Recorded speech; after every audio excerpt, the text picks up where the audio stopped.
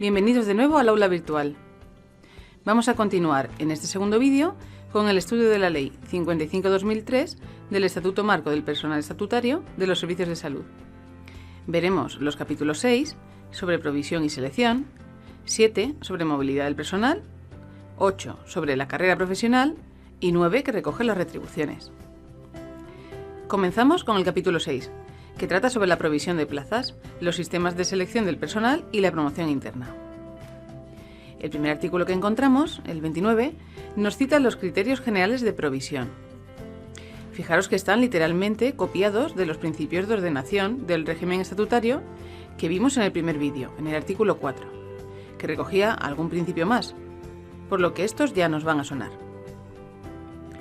Así nos dice el artículo que la provisión de plazas del personal estatutario se regirá por los siguientes principios básicos: igualdad, mérito, capacidad y publicidad en la selección, promoción y movilidad del personal de los servicios de salud, planificación eficiente de las necesidades de recursos y programación periódica de las convocatorias, integración en el régimen organizativo y funcional del servicio de salud, movilidad del personal en el conjunto del Sistema Nacional de Salud, coordinación, cooperación y mutua información entre las administraciones sanitarias públicas y participación de las organizaciones sindicales, especialmente en la determinación de las condiciones y procedimientos de selección, promoción interna y movilidad, del número de las plazas convocadas y de la periodicidad de las convocatorias.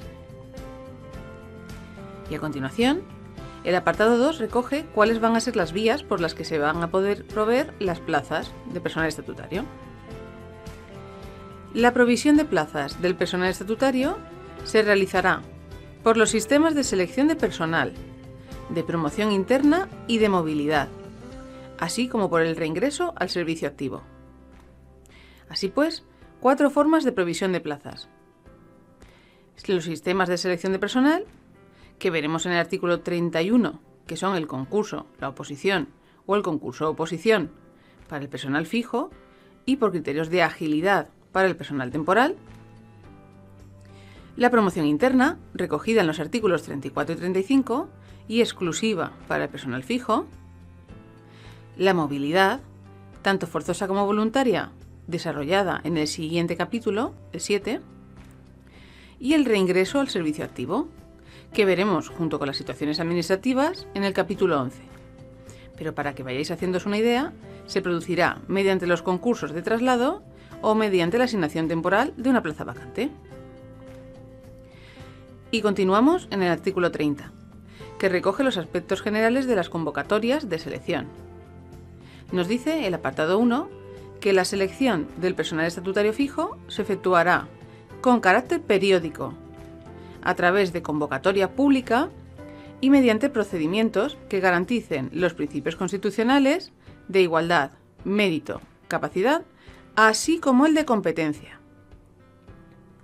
De este apartado, reseñaros que la selección de personal se llevará a cabo mediante convocatoria pública, que es lo que garantiza el principio de publicidad que parece que nos faltaba en el artículo, y que se añade un nuevo principio, el de competencia. Este principio solo lo vamos a ver recogido en esta ley, no aparece en el TREBE, una curiosidad que es importante que recordéis. Y seguimos en el apartado 3, que nos dice algo muy importante, y es que las convocatorias y sus bases vinculan a la Administración, a los tribunales encargados de juzgar las pruebas y a quienes participen en las mismas. Y otro aspecto importante, el recogido en el apartado 4, que es el contenido de las convocatorias. Las convocatorias deberán identificar las plazas convocadas, indicando al menos su número y características, y especificarán las condiciones y requisitos que deben reunir los aspirantes, el plazo de presentación de solicitudes, el contenido de las pruebas de selección, los baremos y programas aplicables a las mismas y el sistema de calificación. A continuación, el artículo 5 detalla los requisitos que deben cumplirse para poder participar en los procesos de selección. Lo vemos en el artículo. Para poder participar en los procesos de selección de personal estatutario fijo, será necesario reunir los siguientes requisitos: poseer la nacionalidad española o la de un Estado miembro de la Unión Europea o del Espacio Económico Europeo, u ostentar el derecho a la libre circulación de trabajadores. Estar en posesión de la titulación exigida en la convocatoria o en condiciones de obtenerla dentro del plazo de presentación de solicitudes. Poseer la capacidad funcional necesaria para el desempeño de las funciones. Tener cumplidos 18 años y no exceder de la edad de jubilación forzosa.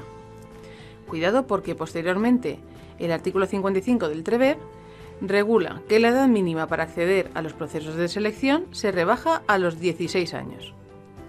Pensad que dentro del personal de gestión y servicios hay una categoría que solo tiene como requisito formativo tener la educación secundaria obligatoria, requisito que puede cumplirse desde los 16 años. No haber sido separado del servicio mediante expediente disciplinario en los 6 años anteriores a la convocatoria, ni hallarse inhabilitado con carácter firme para el ejercicio de funciones públicas, ni en su caso para la correspondiente profesión. Y por último, en el caso de los nacionales de otros estados mencionados en el apartado A, no encontrarse inhabilitado por sanción o pena para el ejercicio profesional o para el acceso a funciones o servicios públicos. En el apartado 6 se recoge la selección de personal con discapacidad. En las convocatorias para la selección de personal estatutario se reservará un cupo no inferior al 5% de las plazas convocadas para ser cubiertas entre personas con discapacidad de grado igual o superior al 33%. Otra anotación que tenéis que haceros es que posteriormente el TREBER regulará en su artículo 59 que dicho porcentaje no puede ser inferior al 7%, no al 5%. Y continúa el epígrafe. De modo que progresivamente se alcance el 2% de los efectivos totales de cada servicio de salud. Y visto esto, vemos en el artículo 31 los sistemas de selección del personal que ya comentamos anteriormente eran uno de los mecanismos de provisión de plazas. Nos dice el artículo: la selección del personal estatutario fijo se efectuará con carácter general a través del sistema de concurso-oposición. Esto es importante que lo recordéis, pues siempre va a ser el sistema de elección. Otras opciones para casos concretos son el sistema de oposición o el sistema de concurso. A continuación, el resto del artículo va a ir comentando estos tres sistemas. El apartado 2 nos habla sobre la oposición, que consiste en la celebración de una o más pruebas dirigidas a evaluar la competencia, aptitud e idoneidad de los aspirantes. El apartado 3 sobre el concurso, que consiste en la evaluación de la competencia, aptitud e idoneidad a través de la valoración con arreglo baremo de los aspectos más significativos de los correspondientes currículos. Y un poco más adelante, el apartado 5 recoge el sistema de concurso-oposición, del que nos dice que consistirá en la realización sucesiva y en el orden que la convocatoria determine de los dos sistemas anteriores. Y a continuación, el apartado 7 recoge la posibilidad de establecer un periodo de prácticas como parte del proceso selectivo. Si así se establece en la convocatoria y como parte del proceso selectivo, aspirantes seleccionados en la oposición, concurso o concurso-oposición deberán superar un periodo formativo o de prácticas antes de obtener nombramiento como personal estatutario fijo. Dicho periodo no será aplicable a las categorías o grupos profesionales para los que se exija título académico o profesional específico. Esto significa, por ejemplo, que para ser personal estatutario en la categoría de enfermera, a la que solo puedo acceder si tengo dicho título, no se podrá establecer un periodo formativo o de prácticas previo, pues se entiende que ya poseo dichos conocimientos. Y para finalizar con este artículo, el apartado 8 nos habla sobre los órganos de selección. En el ámbito de cada servicio de salud se regulará la composición y funcionamiento de los órganos de selección, que serán de naturaleza colegiada, es decir, varios miembros que decidirán por acuerdo entre ellos, y actuarán de acuerdo con criterios de objetividad, imparcialidad, agilidad y eficacia. Sus miembros deberán ostentar la condición de personal funcionario de carrera o estatutario fijo o de personal laboral, en plaza o categoría para la que se les exija poseer titulación de nivel académico igual o superior a la exigida para el ingreso. Esto significa que solo podrán formar parte del órgano de selección funcionarios de carrera, estatutarios fijos o laborales que ocupen plaza del mismo o superior nivel académico, nunca inferior. Y pasamos al artículo 33, que recoge cómo será la selección del personal temporal. La selección del personal estatutario temporal se efectuará a través de procedimientos que permitan la máxima agilidad en la selección. Se basarán en los principios de igualdad, mérito, capacidad, competencia y publicidad. Nuevamente vuelve a aparecer el principio de competencia que solo encontramos en esta ley de personal. En el apartado 2, el personal estatutario temporal podrá estar sujeto a un periodo de prueba, que no podrá superar los 3 meses de trabajo efectivo en el caso de personal previsto en los artículos 6.2a y 7.2a, que os recuerdo, se trata del personal universitario, tanto sanitario como de gestión, y los 2 meses para el resto del personal. En ningún caso el periodo de prueba podrá exceder de la mitad de la duración del nombramiento. Además, estará exento del periodo de prueba quien ya lo hubiera superado con ocasión de un anterior nombramiento temporal para la realización de funciones de las mismas características en el mismo servicio de salud en los 2 años anteriores. Y pasamos a ver, recogidos en los artículos 34 y 35, cómo se va a articular la promoción interna. Comenzamos viendo el artículo 34, con una serie de generalidades. Los servicios de salud facilitarán la promoción interna del personal estatutario fijo. Así que primer punto a resaltar es que la promoción interna es exclusiva para personal estatutario fijo.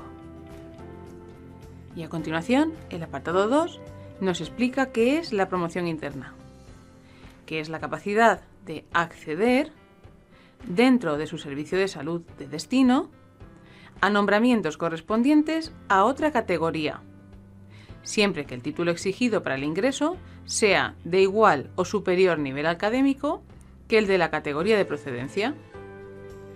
Para que lo entendáis, es el procedimiento por el cual una persona podría, por ejemplo, haber aprobado el proceso selectivo y ser estatutario fijo en la categoría de auxiliar de enfermería, que es personal sanitario de formación profesional, y posteriormente, si también tuviera la titulación de enfermería, que es personal sanitario universitario, podría optar, mediante promoción interna, a acceder a dicha categoría. Para ello, como nos dice el siguiente apartado, deberá pasar un proceso selectivo. Los procedimientos para la promoción interna se desarrollarán de acuerdo con los principios de igualdad, mérito y capacidad y por los sistemas de oposición, concurso o concurso-oposición. Y además va a haber una serie de requisitos que se deben cumplir. Será requisito ostentar la titulación requerida y estar en servicio activo y con nombramiento como personal estatutario fijo durante al menos 2 años en la categoría de procedencia. Así que recordad que para poder optar a la promoción interna debo tener la titulación requerida, estar en servicio activo, que a grandes rasgos significa estar desempeñando con normalidad el puesto que se tenga. Y por último, que tanto la situación de servicio activo como el nombramiento como personal estatutario fijo se hayan mantenido como mínimo 2 años. Y finalizamos con una puntualización en el apartado 6. El personal seleccionado por el sistema de promoción interna tendrá preferencia para la elección de plaza respecto del personal seleccionado por el sistema de acceso libre. Y con esto pasamos al artículo 35, que recoge otra opción dentro de la promoción interna, la promoción interna temporal. Tal como nos dice el artículo, por necesidades del servicio, se podrá ofrecer al personal estatutario fijo el desempeño temporal y con carácter voluntario de funciones correspondientes a nombramientos de una categoría del mismo nivel de titulación o de nivel superior, siempre que ostente la titulación correspondiente. Es decir, que volviendo al ejemplo anterior, por necesidades del servicio, nuestra auxiliar de enfermería con titulación de enfermería podría desempeñar de forma temporal el puesto de enfermera. Eso sí, siempre de forma voluntaria y sin proceso selectivo alguno, pues como ya hemos dicho, esta situación está motivada por necesidades del servicio. Y continúa el apartado 2. Durante el tiempo que realice funciones en promoción interna temporal, el interesado se mantendrá en servicio activo en su categoría de origen y percibirá las retribuciones correspondientes a las funciones efectivamente desempeñadas, con excepción de los trienios, que serán los correspondientes a su nombramiento original. El ejercicio de funciones en promoción interna temporal no supondrá la consolidación de derecho alguno de carácter retributivo o en relación con la obtención de nuevo nombramiento, sin perjuicio de su posible consideración como mérito en los sistemas de promoción interna. Es decir, que no consolida ningún derecho, pero sí que puntúa como mérito en el caso de presentarse a un proceso selectivo de promoción interna. Y una vez vista la promoción interna, pasamos a ver en el capítulo 7 otra de las 4 formas de provisión de plazas de personal estatutario, la movilidad del personal. Vamos a encontrar 2 tipos de movilidad: la forzosa o por razón de servicio, recogida en el artículo 36, y la voluntaria, que son los concursos de traslado, recogidos en el artículo 37. Así vemos en el artículo 36 que el personal estatutario, previa resolución motivada, podrá ser destinado a centros o unidades ubicadas fuera del ámbito previsto en su nombramiento. Esta movilidad se desarrollará posteriormente en la normativa autonómica de personal, pues puede llevarse a cabo de diferentes maneras, eso sí, siempre de forma motivada. Y a continuación, pasamos a ver la movilidad voluntaria en el artículo 37. Esta hace referencia a lo que se conoce como concursos de traslado. Con el fin de garantizar la movilidad del personal estatutario en el conjunto del Sistema Nacional de Salud, que como recordaréis era uno de los principios del personal estatutario, el Ministerio de Sanidad y Consumo, con el informe de la Comisión de Recursos Humanos del Sistema Nacional de Salud, procederá con carácter previo a la homologación de las distintas clases o categorías funcionales de personal estatutario. Esto hace referencia a lo que ya comentamos en el anterior vídeo, cuando vimos en el artículo 15 que el Ministerio de Sanidad crearía un catálogo de equivalencias y homologación de las categorías profesionales. Y continúa el artículo. Los procedimientos de movilidad voluntaria se efectuarán con carácter periódico, preferentemente cada 2 años. Estarán abiertos a la participación del personal estatutario fijo, tanto del resto de los servicios de salud, como del personal estatutario del servicio de salud que realiza la convocatoria. Es decir, que se podrá participar en los concursos de traslado tanto dentro de nuestro servicio de salud como para optar a puestos en los servicios de salud de otras comunidades autónomas. Además, se resolverán mediante el sistema de concurso. Y continuamos en el apartado 4. Los destinos obtenidos mediante sistemas de movilidad voluntaria son irrenunciables, salvo que dicha renuncia esté motivada por la obtención de plaza en otra administración pública. Por tanto, se entenderá que solicita la excedencia voluntaria por interés particular quien no se incorpora al destino obtenido en un procedimiento de movilidad voluntaria dentro de los plazos establecidos. Evidentemente, salvo situación justificada. Pero ojo que la situación de excedencia voluntaria por interés particular, como veremos más adelante, tiene un tiempo mínimo de 2 años, no pudiendo volver al servicio activo antes. Y para finalizar con este capítulo, el artículo 39 recoge una última forma de movilidad que está a medias entre la movilidad forzosa y la voluntaria, pues puede desempeñarse de ambas maneras. Las comisiones de servicio.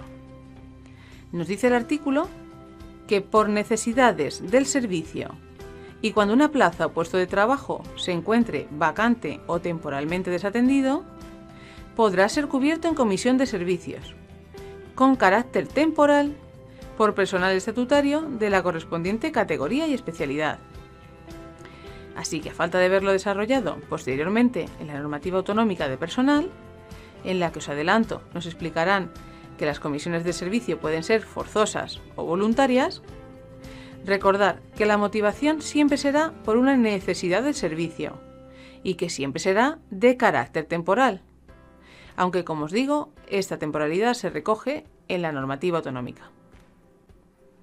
Además de esto, el interesado percibirá las retribuciones correspondientes a la plaza o puesto efectivamente desempeñado, salvo que sean inferiores a las que correspondan por la plaza de origen, en cuyo caso se percibirán estas.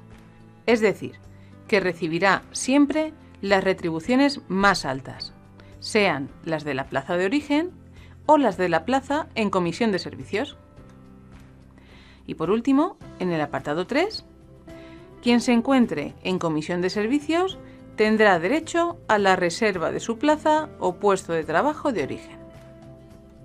Como lo que acabamos de ver en los capítulos 6 y 7 puede resultar un poco lioso de cara al estudio, pues los conceptos están entremezclados en ambos capítulos, os dejamos unos esquemas respecto a la provisión de plazas y los mecanismos de selección del personal.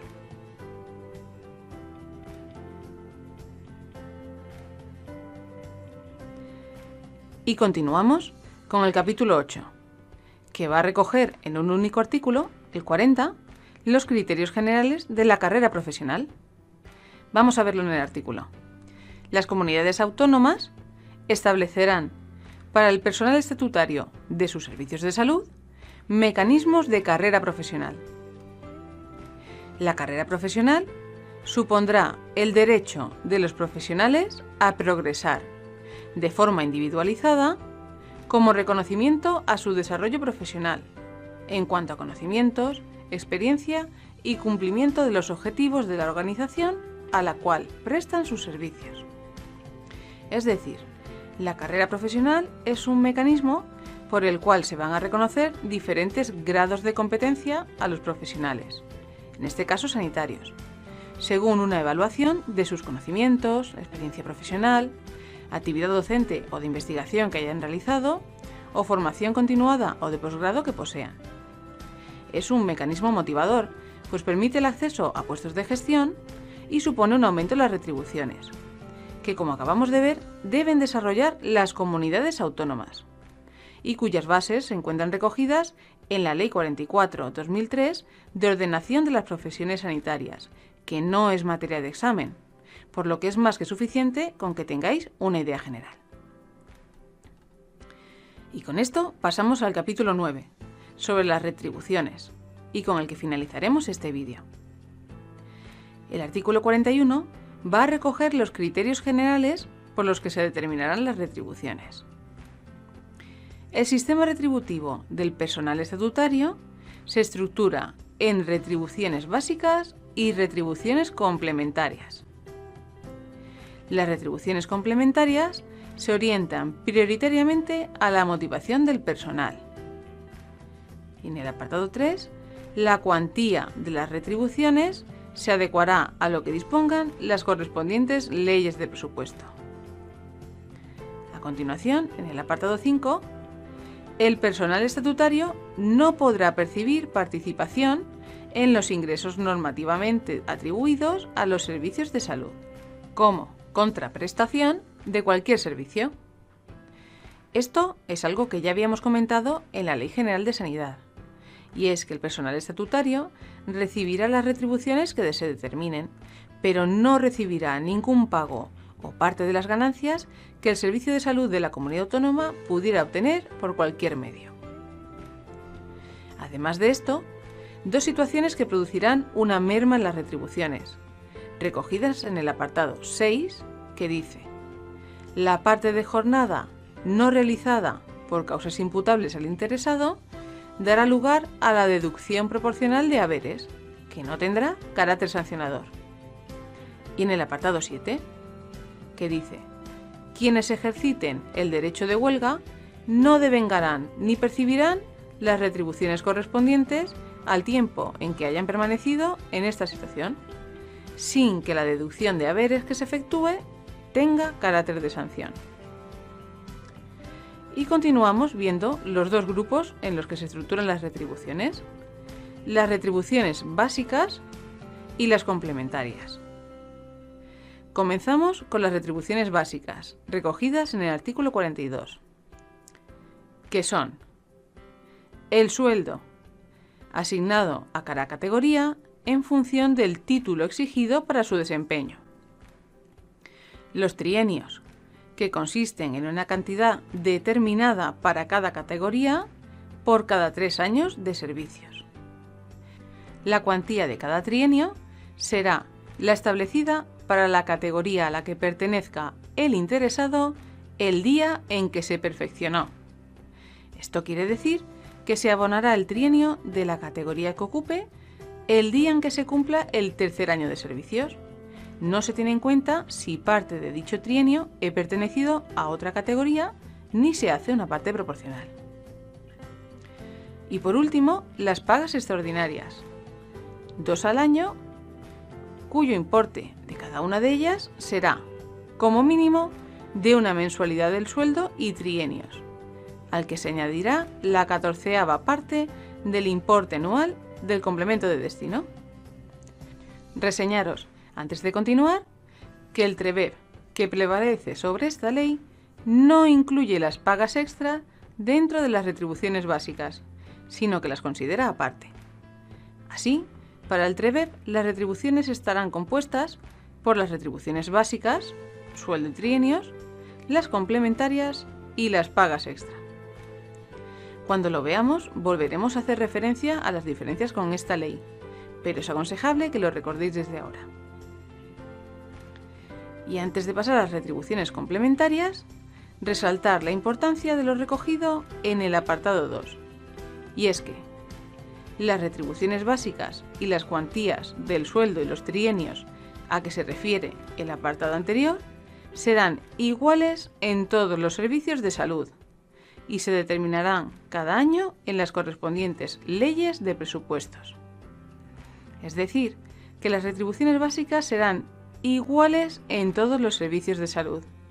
Es importante que lo recordéis, porque en cambio las retribuciones complementarias que vamos a ver a continuación en el artículo 43 no están sujetas a este apartado y son, por tanto, diferentes en su cuantía según cada servicio de salud en cada comunidad autónoma. Ahora sí, vemos en el artículo que las retribuciones complementarias son fijas o variables. Esto quiere decir que alguna de estas retribuciones complementarias serán fijas y se cobrarán todos los meses, pues hacen referencia al puesto que se ocupa o a sus características, mientras que otras pueden cobrarse solo algunos meses, que serán las que se otorguen por situaciones excepcionales que lo merezcan. Ahora sí, pasamos a verlas. Las retribuciones complementarias podrán ser el complemento de destino, correspondiente al nivel del puesto que se desempeña, y se abonará en 14 pagas, como ya hemos visto. Este complemento, por ejemplo, es una retribución complementaria fija. El complemento específico, destinado a retribuir las condiciones particulares de algunos puestos en atención a su especial dificultad técnica, dedicación, responsabilidad, incompatibilidad, peligrosidad o penosidad. En ningún caso podrá asignarse más de un complemento específico a cada puesto.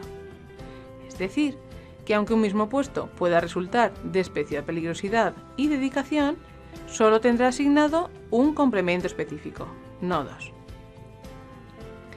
El complemento de productividad, destinado a retribuir el especial rendimiento, el interés o la iniciativa del titular del puesto. Este complemento es un ejemplo de retribución complementaria variable, pues se entiende que se abonará cuando la dedicación sea excepcional o se alcancen ciertos objetivos. El complemento de atención continuada, destinado a remunerar al personal para atender a los usuarios de los servicios sanitarios de manera permanente y continuada. Y por último, el complemento de carrera, para retribuir el grado alcanzado en la carrera profesional. Este es el plus retributivo que se podía obtener según el grado de carrera profesional que tengamos reconocido, como acabamos de ver en el capítulo 8. Y a continuación, se recogen dos situaciones concretas respecto a las retribuciones. Las del personal temporal, recogidas en el artículo 44, que nos dice que el personal estatutario temporal percibirá la totalidad de las retribuciones básicas y complementarias, con excepción de los trienios. Cuidado, porque nuevamente hay discrepancia con lo que se recoge en el TREBEP respecto a las retribuciones, y es que se dispone que el personal temporal ya percibe los trienios que le correspondan como tal.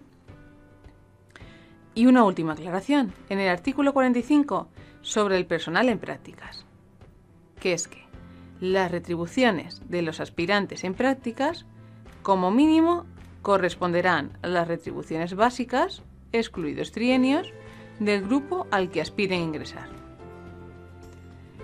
Os dejamos un breve esquema a modo de resumen de lo que acabamos de ver respecto a las retribuciones, pues es uno de los aspectos más importantes a recordar de esta ley.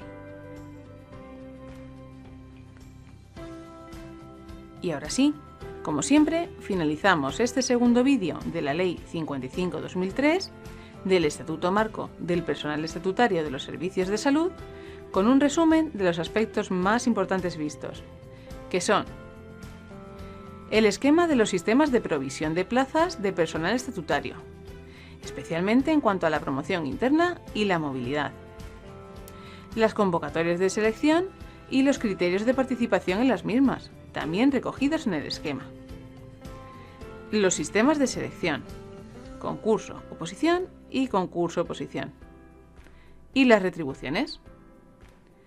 Nos vemos en el próximo vídeo.